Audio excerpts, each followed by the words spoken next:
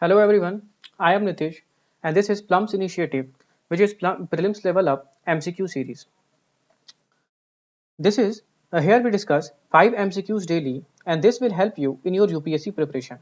Today is episode number 225 and I am dealing with Economics MCQ. Before starting this class, I would like you to please subscribe the channel and also like and comment on videos. These contents are free of cost, so for test series and foundation video, you can contact to Vysh sir on WhatsApp 7200 So let's begin. Today's MCQ number 1 is: in an economy, the term for establishment having formal existence but with close to no operation or asset is called as sick industry, Benami property, ghost company, taxable. I will give you 10 seconds. Try to answer this question.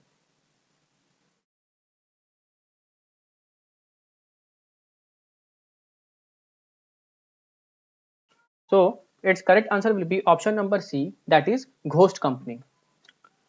The shell corporation or ghost company is a corporation without active business operation or significant asset, which is mentioned in the question itself. These types of corporations are sometimes used illegitimately, such as to disguise business ownership from law enforcement or the public. Shell corporations act as tax avoidance vehicle for legitimate businesses. So this is the explanation of shell corporation, or we can also say the ghost company. Now MCQ number 2. Consider the following statement regarding Goods and Services Tax Council. Every decision of the Goods and Services Tax Council shall be taken by a majority of not less than 3/4 of the weighted votes of the member present and voting.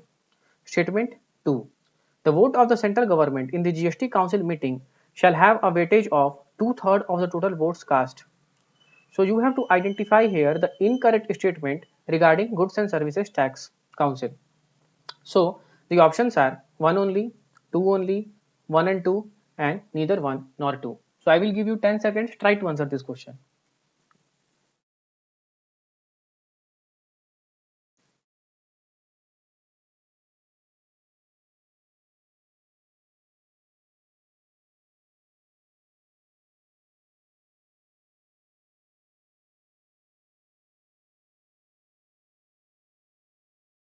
So its correct answer will be option number B, that is 2 only, which means only statement 2 is the incorrect one. Now let's look at the explanation part.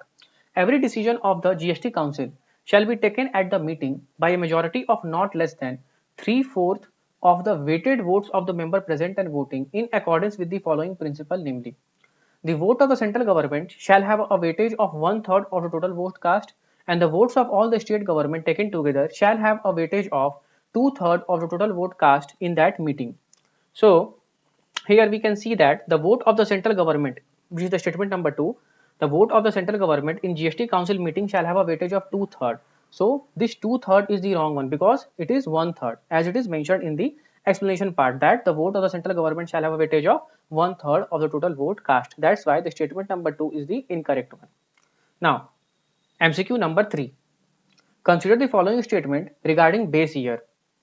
The base year is a representative year which must not experience any abnormal incident such as droughts, floods, earthquake, etc. Statement 2. It gives an idea about changes in purchasing power and allows calculation of inflation adjusted growth estimate. So here you have once again you have to identify the incorrect statement. 1 only, 2 only, both 1 and 2, neither 1 nor 2. I will give you 10 seconds, try to answer this question.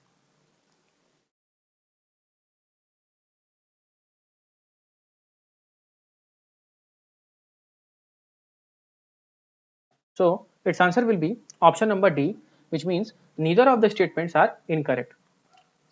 The base year of the national accounts is chosen to enable inter-year comparison.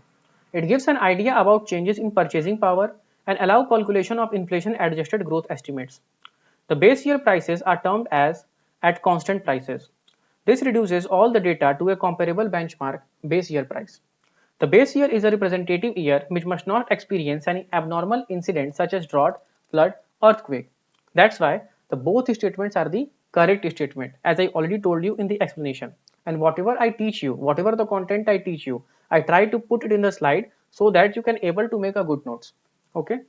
Now move to MCQ number 4. Which of the following situation can lead to inflation? Reduction in the money supply, higher level of unemployment, sluggish growth of aggregate demand, and rapid growth of aggregate demand outweighing supply. So it is very easy and conceptual question. So try to answer this question. I will give you 10 seconds.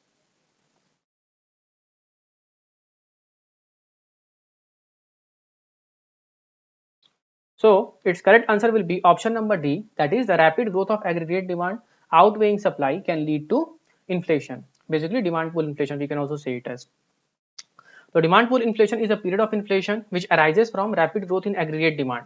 It occurs when economic growth is too fast. If the aggregate demand rises faster than the productive capacity, then firms will respond by putting up prices creating inflation.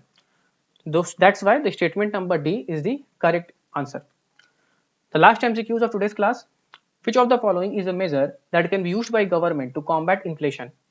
Reduction in the CRR, that is cash reserve ratio, providing more subsidies on export, increasing the rate of interest on saving and fixed deposit, and last is increasing the non-planned expenditure on defense police. So once again it is an easy question. Try to answer this question in 10 seconds.